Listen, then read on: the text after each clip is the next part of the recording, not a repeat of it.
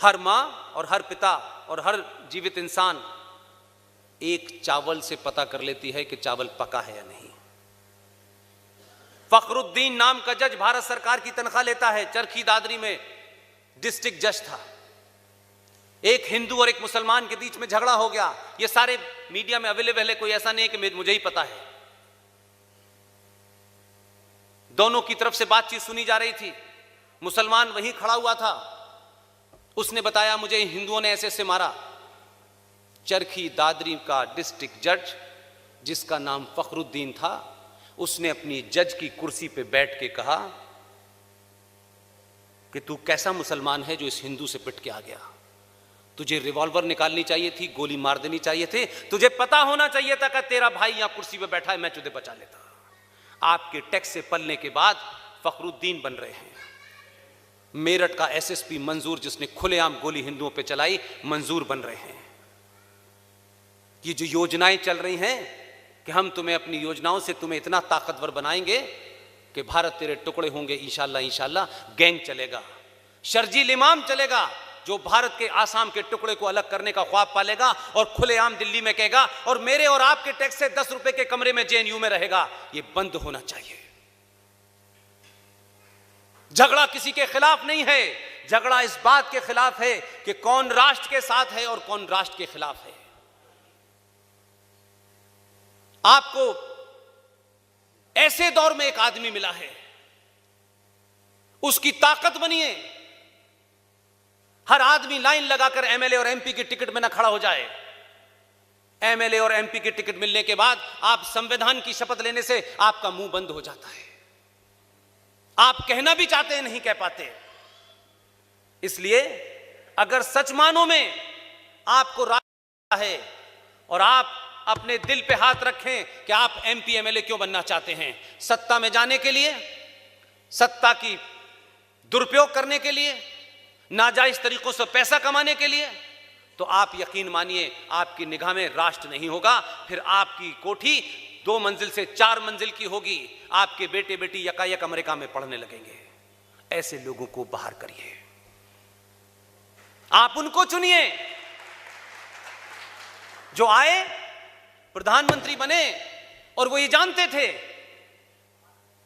उनकी पार्टी का, उनके संगठन का, जहां से वो निकल के आए, वो कहते थे अखंड भारत। इस हॉल में जितने लोग बैठे हैं उन्होंने अखंड भारत की कल्पना सिर्फ नक्शे पे देखी है कि भारत कैसा था, बीच बीच में देख लेते हैं। आप में से बहुत लोग उस अखंड भारत के हिस्सों में घूमने तक नहीं गए होंगे। जा सकते थे, लेकिन आपका आदमी पहली यात्रा उसने भूटान की, दूसरी नेपाल की, बांग्लादेश की। लोग ये नहीं समझ पा रहे थे कि ये अच्छा खासा अफगानिस्तान गया था, वहां की पार्लियामेंट का इनॉग्रेशन करने, इसे पाकिस्तान क्यों उतरा। जब तक फिजिकली न देख ले कि क्या क्या वापस लेना है, तब तक पता नहीं चलता।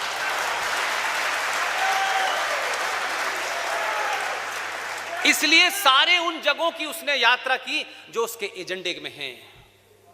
वो बड़े एजेंडे पे लगा हुआ है, वो राष्ट्र निर्माण में लगा हुआ है।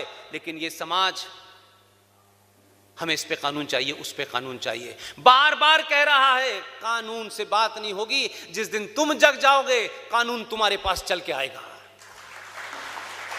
हर काम कानून के चक्कर में मत पड़िए। उसको देश चलाना है, दुनिया के लोगों को बहुत सारी चीजें दिखानी है और करनी है। एक मोहतरमा थी, कई महीनों के बाद नजरबंदी से बाहर निकली हैं। उनके साथ बैठा, उन्हें समझा कि ये कश्मीरियत क्या होती है। वो बड़ी कश्मीरियत की बात करती थी। उसने समझा कि यार ये कश्मीरियत है कैसी, कि ये कश्मीरियत भी कहते हैं, इंसानियत भी कहते हैं। और इसी कश्मीरियत और इंसानियत ने 5.5 लाख कश्मीरी हिंदू पंडितों को कश्यप ऋषि की धरती से भागने पे मजबूर कर दिया गया और 2,500 कश्मीरी हिंदू पंडितों का बलात्कार, रेप और मर्डर हुआ। 1200 मंदिरों को तोड़कर वहां पेशाब की जा रही है। उसने सोचा कि ये कश्मीरियत मैं भी तो समझूं कैसी है। उसने समझ ली, उनकी समझ में नहीं आई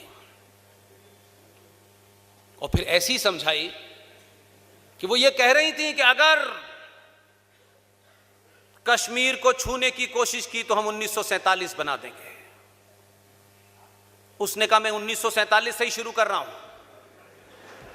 धारा 370 लगी हुई थी, तभी से निपटाना शुरू किया उसने। इसलिए लोग परेशान इसलिए नहीं है कि सरकार में कोई हिंदूवादी आ गया है। आप इस बात को एहसास करें, बार बार एहसास करें। पहली बार कोई ऐसा आया है जिसकी वजह से सरकार नहीं बदली है, यह समाज बदलने लगा है। यह डर व्याप्त हो गया है। जो आपको डराते थे हम गर्दन काट देंगे, इस पे बोले तो हम इनाम कोई 2.5 लाख का रख रहा था, कोई 5 लाख का रख रहा था। वो हैदराबाद का जोकर 15-15 मिनट कई बार मांग चुका है। इसलिए मैं बार बार आपसे कहता हूं, सरकार बनाना एक छोटा सा काम है। हम सब अगर ईमानदार हैं और भारत मां की जय बहुत जोर से बोलते हैं तो ध्यान रखिएगा, देश एक सिर्फ जमीन का टुकड़ा होता है। राष्ट्र आस्थाओं और परंपराओं से चलता है, जिसे समाज चलाता है। और आपकी आस्था का कारण है कि पाकिस्तान बन गया, लेकिन बलूचिस्तान के अंदर जहां मैं जा चुका हूं, वहां पे हमारी शक्ति पीठ हिंगला माता में 500 से भी ज्यादा हिंदू उन बुरी हालातों में जहां इस्लामिक राज है रोज दिया जलाते हैं। वो वहां दिया जलाते हैं। पाकिस्तान ऑक्युपाइड कश्मीर बन गया, मां शारदा देवी की पीठ है।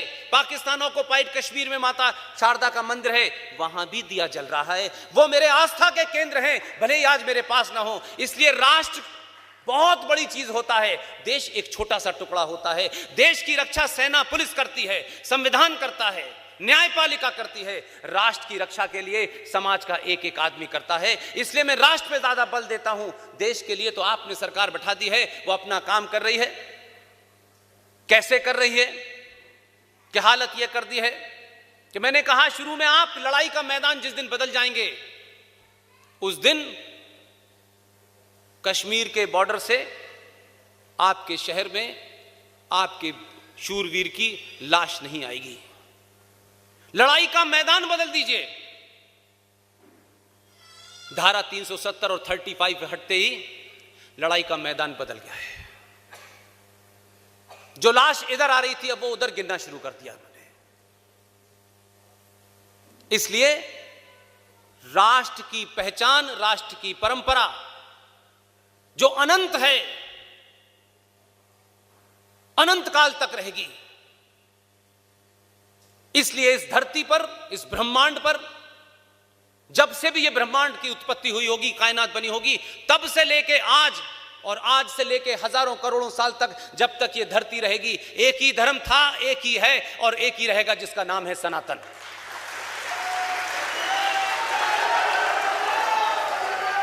मजहब आएंगे, जाएंगे, समाप्त हो जाएंगे, और ये प्रकृति का नियम है। ध्यान रखिएगा, ये प्रकृति का नियम है कि पेड़ 100 साल जिए, 50 साल जिए, 10 दिन जिए। जिसमें जान है उसका अंत निकट है। जो पैदा हुआ है वो मरेगा। धर्म न पैदा हुआ है न मरेगा, मजहब पैदा हुआ है तो मरेगा भी। उसका समय कब आएगा, वो कैसे मरेगा, ये मैं और आप तय नहीं करेंगे। मर रहे हैं। ईरान में क्या हुआ है, इराक में क्या हुआ है। इसलिए अपने पुरुषार्थ को जगाइए, अपने पे भरोसा कीजिए।